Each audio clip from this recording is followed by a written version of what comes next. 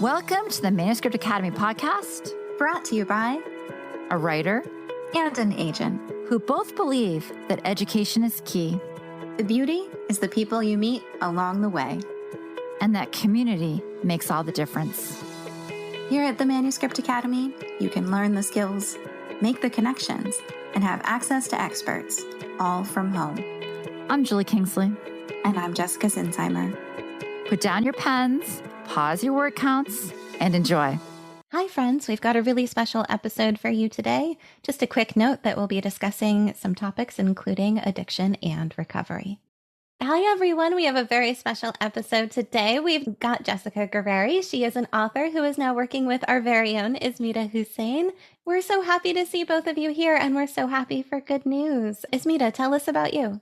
Absolutely. So I got started with Great Dog Literary in 2021 after pivoting to publishing from healthcare. The pandemic kind of contributed to my decision to switch over from something outside of healthcare.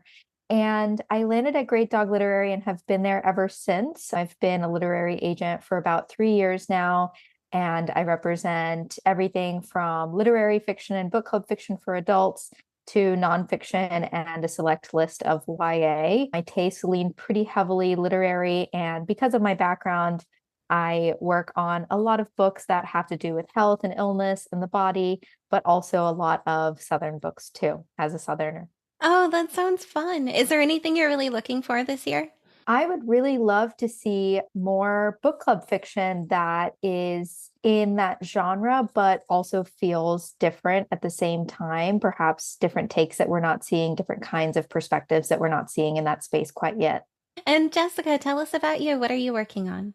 Sure. So Ismita is my literary agent. I'm very lucky to have her. I currently have just received a 2-book deal, thanks to Ismita. Wow. Congratulations. Yay. News. Yes. And I write book club fiction as well.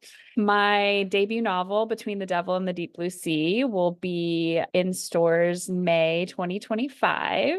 So that's exciting. A little bit about me. I'm a mom to 3 young daughters. I live in Davis, California. I used to be a special education teacher and just fell in love with working with children with various different types of needs. And then once I became a mother myself, I stayed home and wanted to raise them and decided to chase my dream of becoming a writer. And so during the pandemic, I wrote Between the Devil and the Deep Blue Sea while I was home with a 5-year-old, a 4-year-old, and an 18-month-old.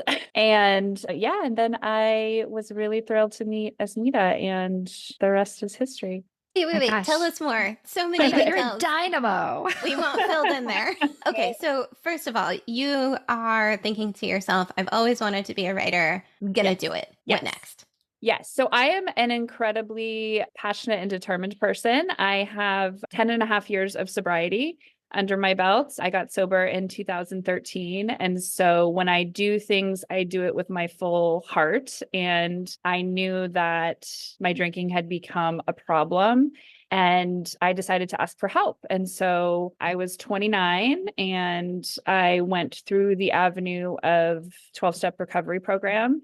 And in doing that, it sort of opened my eyes to the fact that I'm a very capable individual. And I just decided that if I can be a mother to 3 girls, if I can be sober, if I can be that person, I can be anything I want to be. And so I wanted to be a writer. And if you look through my 5-year-old, 6-year-old, 7-year-old journals, it says, I want to grow up and be a writer.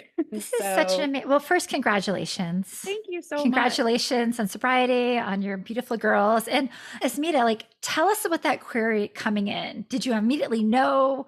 Did you have a sense that this was going to work? Tell us how it was on your end. I'd be happy to. So Jessica and I are actually a Manuscript Academy success story. So I did not know that. That's amazing. Congratulations. Oh, yeah, surprise. A love match. Yes. Right. So Jessica, if I remember correctly, I had seen the first 10 pages of your manuscript and your query letter, and I was going to give you some feedback on that. And when I was taking a look at her query letter, the query letter sounded fine. You know, there was some things to fix up and things like that, all subjective things, of course. But then I opened her sample And I remember distinctly, as soon as I opened the sample, the first page had this beautiful description of a mother clipping her daughter's toenails and like the little moon shape that the nails make, and the fact that they, always fly around in the bathroom and you end up stepping on them. And to me, even though I'm not a mother myself, that was just such a unique image that was immediately striking. But that first page just had such a feeling of longing and wistfulness, but also a peace to it that immediately made me feel like I need this book in my life. I need to know what happens. And at that moment, I was like, okay, I have a few things. I had to find a few things to critique, right, for Manuscript Academy, but I just needed to see more of her writing. And, as someone who sees thousands of these a year, sometimes you will see these samples and it's striking like that. But then later on in the manuscript, it kind of peters out, or, the rest of the manuscript doesn't quite come together. So I went into my meeting with Jessica knowing that there was a chance that perhaps the rest of the manuscript wouldn't come together, but I was hopeful. And Jessica's attitude that she brought to the meeting was so perfect for what I'm looking for in my clients. She had questions, she was prepared, and she also seemed very open to listen, but she had an agenda that she brought to the meeting as well, which I thought was so helpful. So immediately, not only was her writing beautiful, it was also the attitude that she brought to our first meeting. So I immediately asked Jessica to send me the full manuscript once we were off the call. And I think the rest is pretty much history. I think from the time that I got her full manuscript to when we sent it out on submission and it was preempted by Harper was only a couple of months. And the only reason it even took that long was because it was summer. It was like 4th of July that I was reading her manuscript. So we had to wait until the fall to send it out. Yep. This wow. Is an amazing story. I love it so much. So many things I want to touch on here. But first, for those wondering, what is a preempt? So a preempt is when you send a book out, not exclusively to one publisher, but to multiple publishers. So it's a multiple submission, and an editor loves it so much, they feel like they have to have it, and they have to have it before anyone else can even have a chance to buy it out from under them. So they preemptively make an offer in order to take the book off the table and just go ahead and buy the rights to it. And preempts usually happen very quickly because the publisher feels so strongly about it that they want to make sure they get in before anyone else can.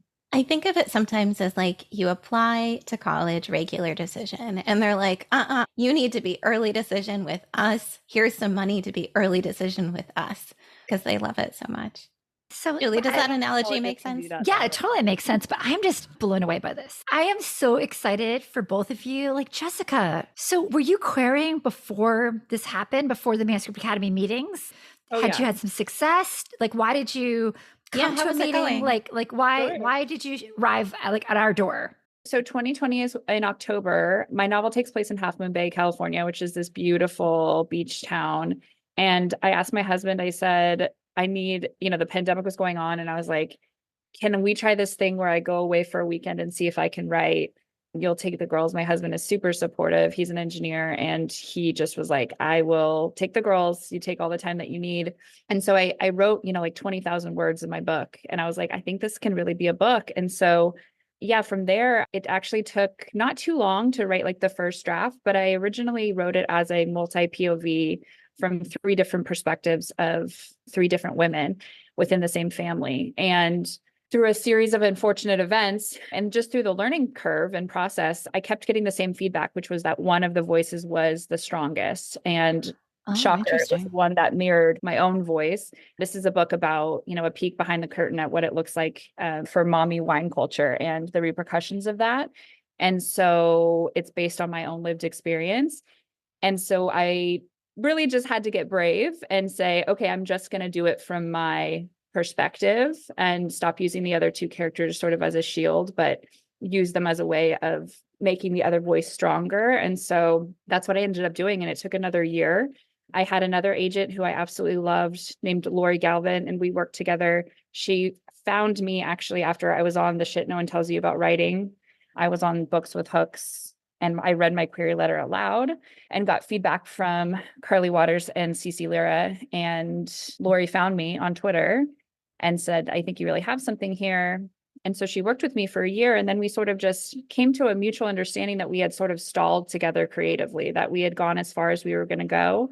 And, with her blessing and everything, I just said, I think I'm going to take this back out and I'm going to do it as a single POV and I'm going to see what happens. And then that's when I went out and I discovered Manuscript Academy. I really wanted to figure out a way that I could get in front of an agent and just, the whole process is so intimidating. And it's like, here's my baby, here's my newborn, and you can take it and do what you want with it. But it's one thing to meet face to face with somebody. And so when I started doing it that way, you can just get a feel for someone. And if there's a connection there and everything, and especially with something that's so personal as your work. And so, yeah, I had incredible success with Manuscript Academy. I had multiple agents that were interested. And I just knew as soon as I met Ismita and had our connection that there's something special there that we had, that we were meant to go further. I love that you knew. I love that you just knew. Ismita, did you just know too? I think I definitely did too. And I remember Jessica telling me that Jessica's always been super honest with me. We have a very open, honest working relationship with one another. And she was honest with me that she had other offers, that she needed to consider them. And I told her, take the time that you need. But I felt pretty confident that, if she was right for me and if I was right for her, that we'd find our way to one another. And we did very quickly, I think, too. And it's just been a roller coaster ride ever since. And I think there's some really important lessons in how things have gone with Jessica and my relationship as agent and author, that there are a lot of authors out there that get their first agent and it just doesn't work out for whatever reason. Sometimes the book's put on submission, sometimes it's not. And I know it can be really scary and even more of a vulnerable place that authors are in if they're re-querying. And Jessica's story just goes to show that, just because the first agent doesn't work out doesn't mean that it's saying anything about you as an author, that it's saying anything about your chances of selling the book or selling the book well. It just means that that relationship didn't work out for whatever reason. And you just have to get past that and move on and do what's right for you as an author. It's really the belief in yourself. And it's so cheesy, but I think I also, because I'm a mother of 3 young girls, this idea that I never gave up on myself. I never gave up on this idea that I will be a published author. I will be in bookstores. And I just knew that. And I just trusted that. I'm friends with so many other writers, and that belief starts to dwindle in yourself because, you're really vulnerable. You're putting yourself out there over and over again. And I put together this reel of all of my rejections and then finally my yes with Ismita and stuff. And it was one of those seeing all the rejections over and over, because I think I had over 90 of them total throughout the years. But it feels so good once you get that yes, and then to get the yes that's from the publisher as well, is it just a whole other level of oh, wow, this is really happening. We're really doing well, this. I'm glad you said that you had 90 rejections because it did seem like it was kind of seamlessly easy. But oh, no. So this is what I'm noticing about you, Jessica, that I admire. And I'm wondering if it's one of the things that you saw as Mita as well. When you said you went away for the weekend and wrote 20,000 words, I think that my stomach rolled over. What did your fingers look like after the end of that weekend? I mean, that's insane. I don't do anything halfway. That's the other that's what I was thinking. I had to learn this recently the hard way with some health stuff.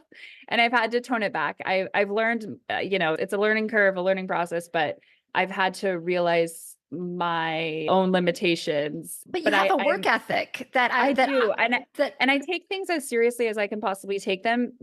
So far as I've learned that in my recovery, where I don't have the ability to be able to slip. I don't have that, for me, a slip is potentially to die. And so I know that sounds dramatic, but so I almost take everything that seriously. And so my writing and my book, that's as seriously as I take it, which can come with a cost and stress and all of that too. But I very much, if I believe in something, then I just go after it.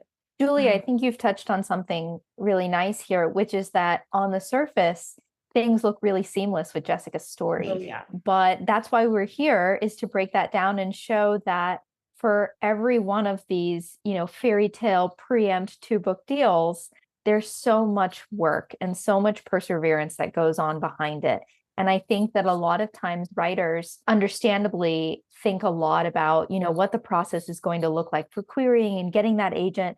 And then once they get that agent, they have no idea what comes after. And that's why a lot of times people aren't prepared for what that relationship should look like or will look like. And Jessica will be the first to tell you, I think, that I worked her hard in those months between when I signed her and when we put the book out on submission and before it's sold. No matter how much I love a manuscript, there's always work to be done. And nowadays, it's even more important to make sure that your materials are as perfect and polished as they can be before they go out on submission. So there's that moment in time too, the months in between when you sign someone and feel like, okay, I've made it. And that waiting period of, okay, it's out of my hands now as a writer. What's going to happen in submissions is going to happen. Jessica, do you want to talk on that a little? Yeah, I was just about to tell you, Ismita, and everybody, that the amazing thing that Ismita did was she gave me her own editorial letter before we went on submission. And instead of doing line by line edits, which is what I kind of had been doing in the past, it's just taking whole chunks of, theme or character and dig a little deeper here. Maybe we rework this scene here. And it was a really great warm up for the editorial letter that I just received from Harper Muse, where, you come back and your work is bleeding. You're like, why is everything in red? This is a lot. It's not that. It's more of this, okay, so, I print it out and it's don't forget to add a little bit more detail here. How can we add the tension or whatever it's going to be? But the fact that Ismita went and did that and took it the extra mile for before we even went out on submission, I know took it to a whole other level, because I'd been looking at that thing for over 3 years at that point. And you need a fresh set of eyes. You need somebody else to come in and say, this can be better. It can always be better. And then having the trust that, with your working relationship where it's oh, I believe you because and you know my work. And also, I don't take anything personally, which I've had to learn. I used to be so offended by literally everything. You could look at me wrong and I would break down and, drink over it or whatever it was. And then my skin got so much thicker. And when you realize you have a partnership and you're in a team, it's oh no, all she's trying to do is lift me up higher, which, it's wonderful to have a champion like that, I realize this is a very difficult question, but do you have any tips for thickening one's skin in life and in work?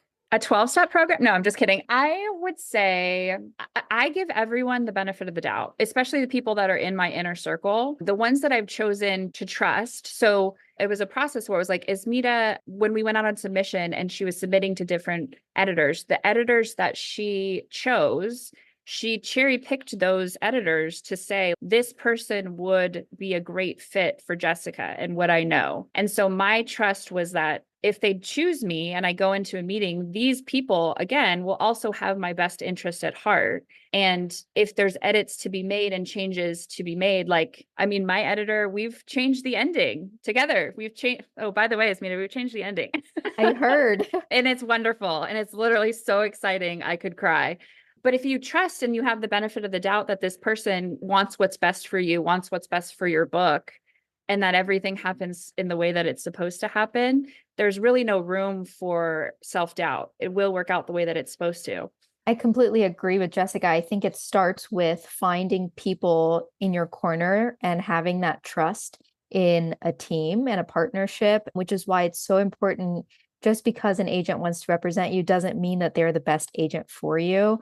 And it's important to do your due diligence and know in your gut, as cheesy as that sounds, if you have that gut feeling that this is the person for me, if there's that trust that they understand what you're trying to do through your work and who you are as a writer, then all that's left is putting that trust in them that they're going to connect you with the right people. And then the same happens with an editor. Do you have that gut feeling? Do you feel like this editor understands what you're doing? Well, then you just leave it up to that editor and know that no matter how harsh the feedback is coming back, that it's because we love you and it's because we love your work and just want it to be as good as possible and as successful as possible too. That's true. The more you trust someone, the more harsh feedback you can take and keep going.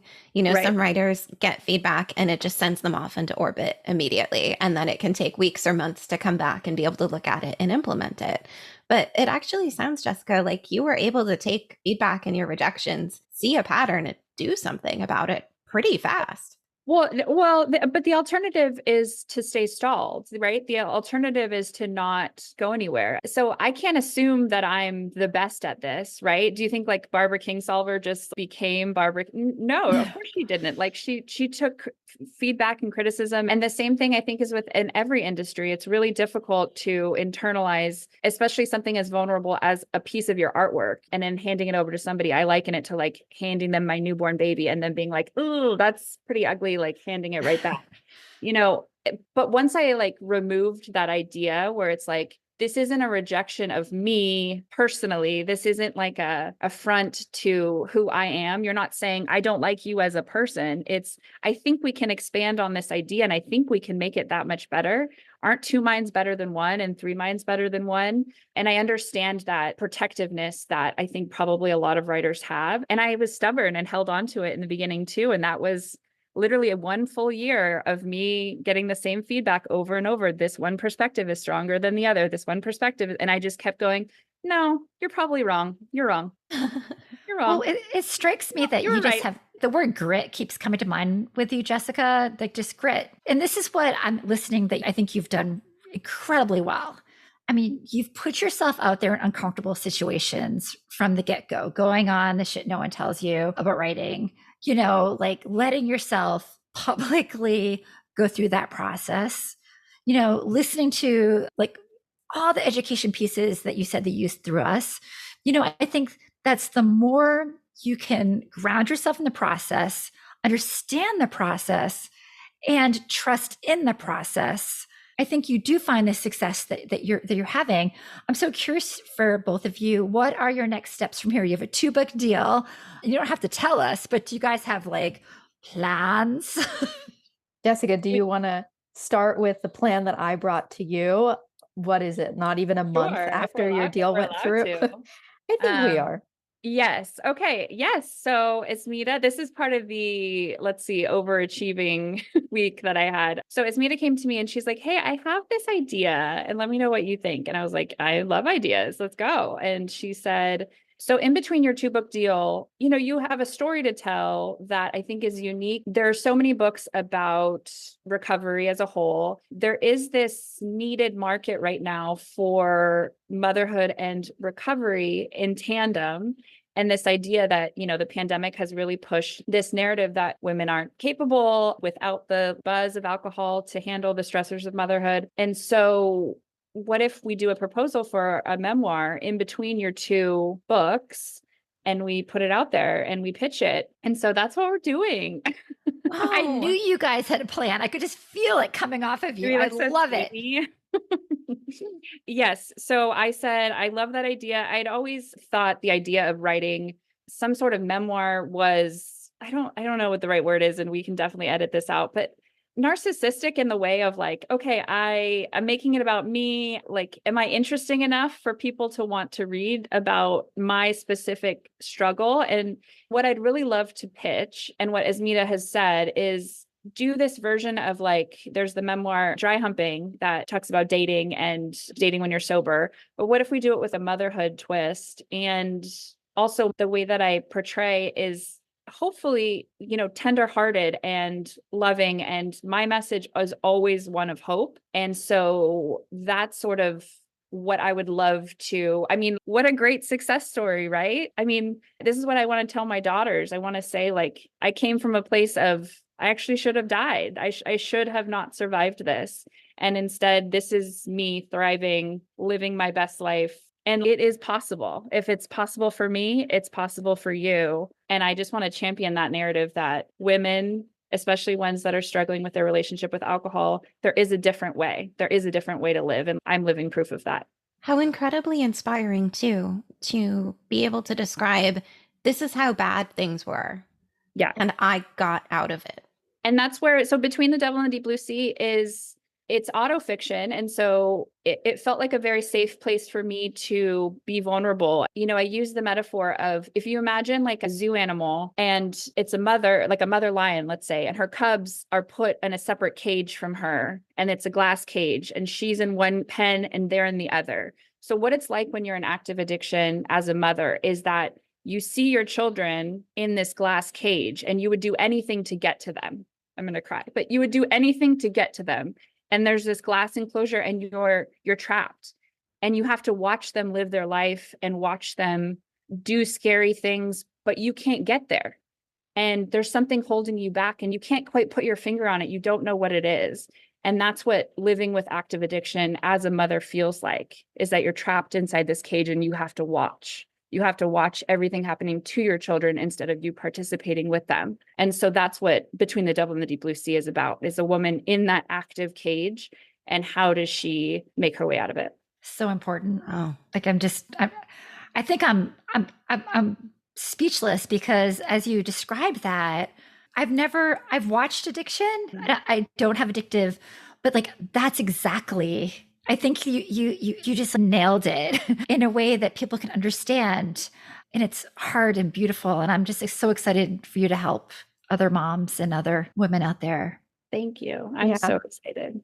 I feel the same way. And I feel like Jessica's novel, Between the Devil and the Deep Blue Sea, is just going to hopefully reach a lot of women who see themselves in that book. And I think that is a really high compliment to pay. And I have no doubt that that's what's going to happen.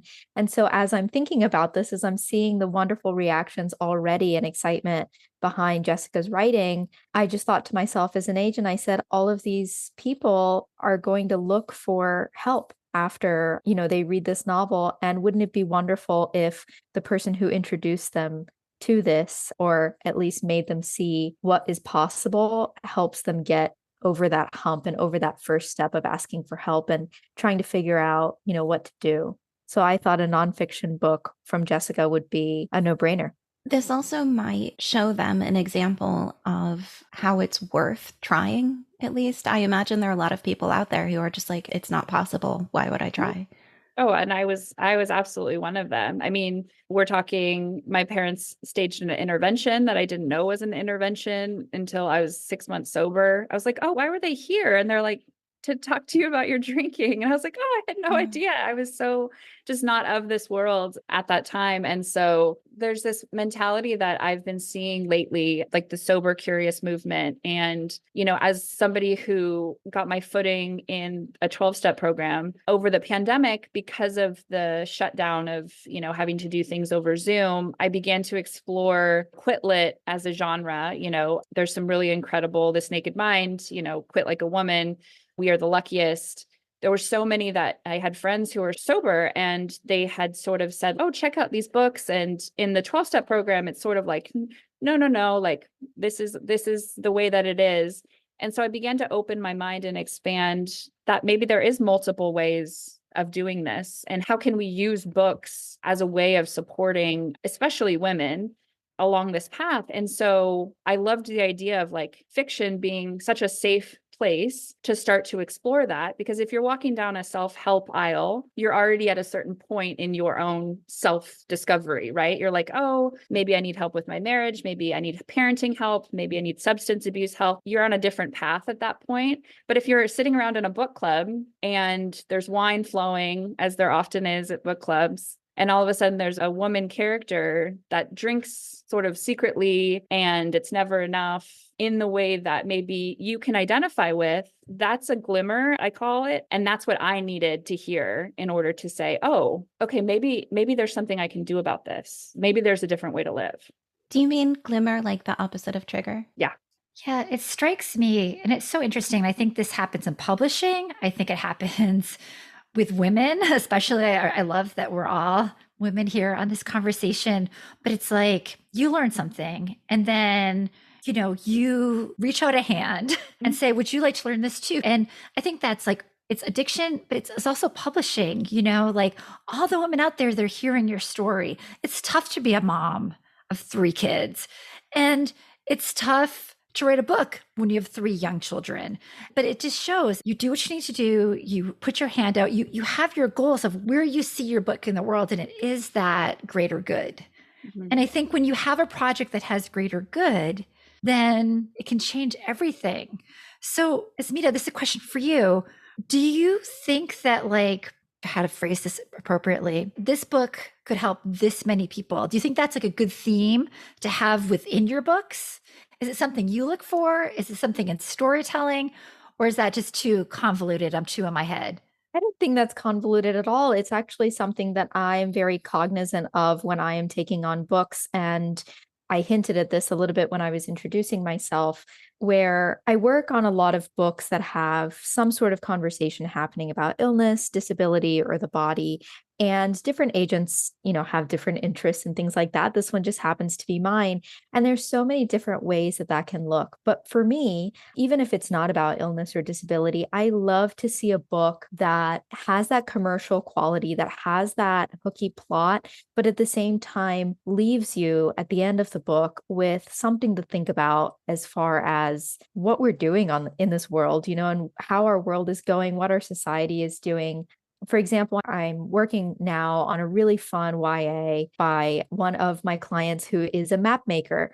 And it's super fun and chaotic. And we always compare it to like Florida Man stories. It's set in like marshy central Florida and is about this economically depressed rural community that is going to be destroyed because of hurricane floodwater, and that kind of taking over the town in order to save the more expensive cities like Tampa and Miami and things like that. So this town's just going to be flooded over on purpose. And although the plot is so fun and just chaotic, there's no other word that captures this book more than just like fun chaos. The teenagers in the book decide to save the town by staging a fake disaster and unleashing thousands of pythons in the town.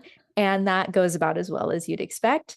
So, it's got this really wonderful plot, but at the same time, when you're finished reading the book, you're left thinking about, what is the youngest generation doing about the climate crisis? And what are we going to do when climate change is affecting people who are poorer, who are minorities, a lot more than they are for people who are in a different socioeconomic class? What are we doing with that? What are we doing with people who are affected by all of these things and also have a disability or have a mental illness? So I love working on books like that. I don't know if that quite answers your question.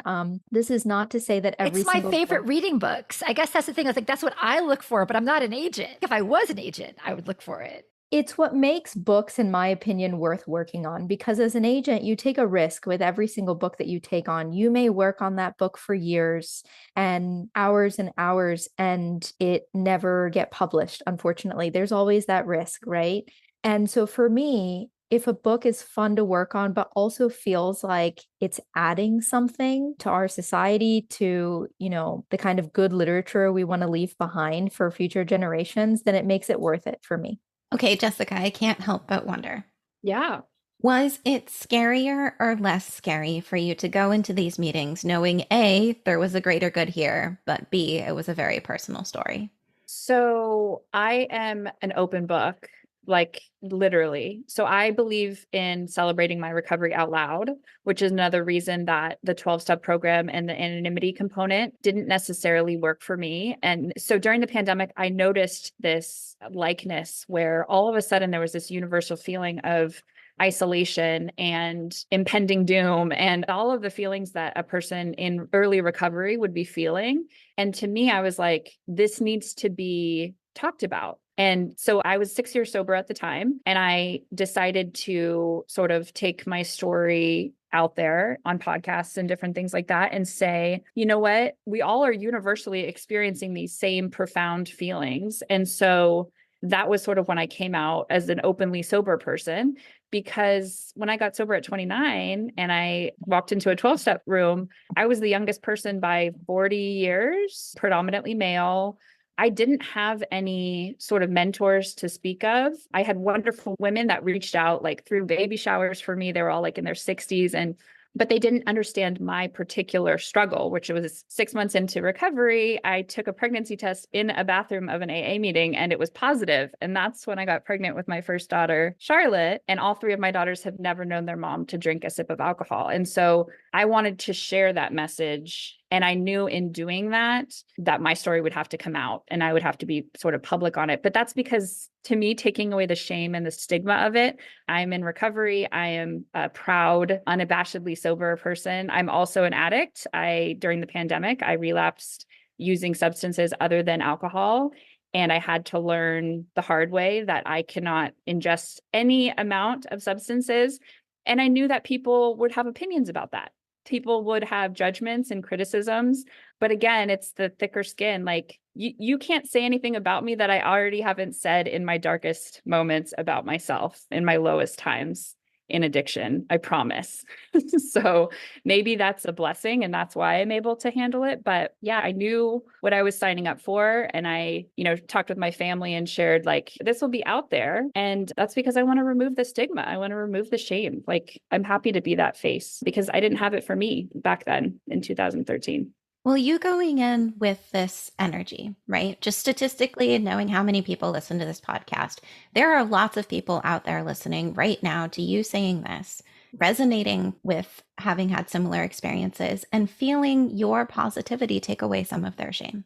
And that's all I could ever hope for, because honestly, if one person gets help based on my book, literally one person, to me, it's worth it. I mean, to sit there and say that you've helped change somebody's life for the better. I have a story of, I went into a meeting one time and my third daughter was 6 weeks old. Actually, I think she was 4 weeks old when I went to a meeting, and I was holding her and there was this woman and it was her first day in recovery and she was just sobbing. She was a mother herself. And she's just like, how did I get here? I can't believe this is my life now. This is the worst thing that's ever happened to me. And I go up to her after the meeting and I'm just holding my newborn. And I say, here, smell her head. This will make everything better, I promise. And that woman came back and celebrated her 5th sobriety birthday.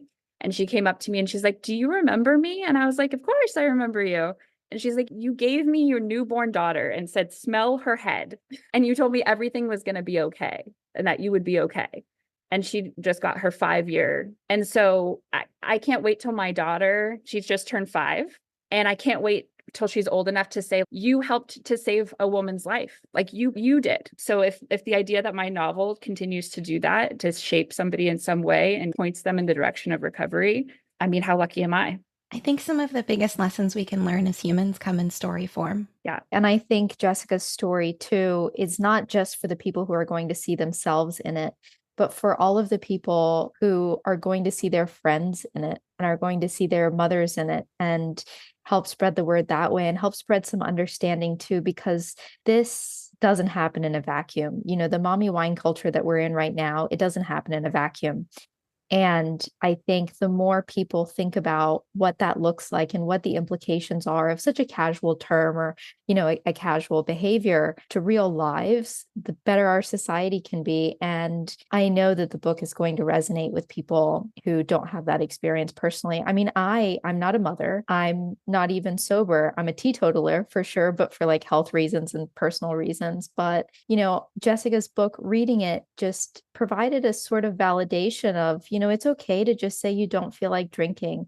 And I think my generation too is starting to feel that way, thankfully, more and more where, you're in college and you don't have to get blackout drunk. You can make that choice if that's not what you want. And you can go out and be social with your friends and have brunch and not drown yourself in mimosas if you don't feel like it. And I think that Jessica's book is one in a burgeoning subgenre that hopefully is going to help a lot of women and a lot of people in general.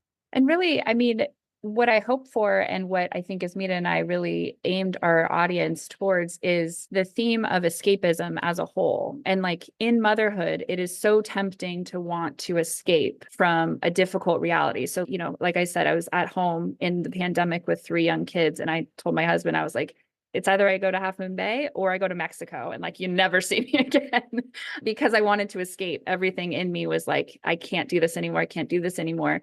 And that, even if you've never had an experience with addiction, is no matter what, an unbelievably universal experience of women seek escapism in the sense of what can we do to remove ourselves when we feel overwhelmed. And that's just the very nature of motherhood or being a woman in today's society anyways, is that it can be overwhelming. And so my novel explores those themes in an unflinching way without looking away.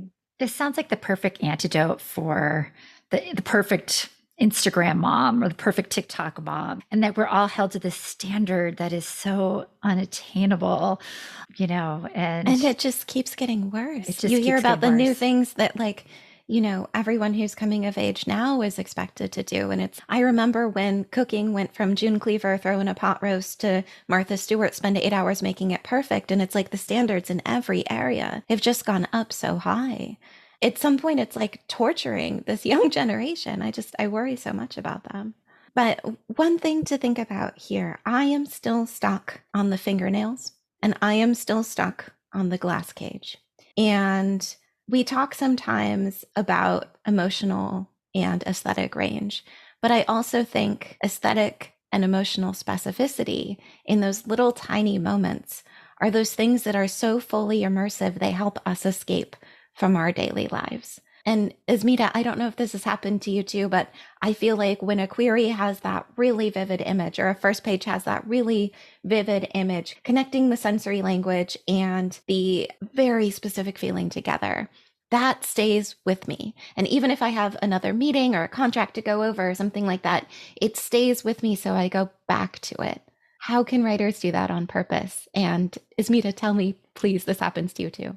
Oh, it happens to me all the time. And it's a wonderful feeling because, Jessica, I'm sure you know this when you're looking through your queries where, it can take a lot of energy sometimes because you're trying to give everything its full attention and its full due. And then you see something and it's that image and it feels like a thunderbolt, straight into your chest where you're like, I know this character or I know this feeling.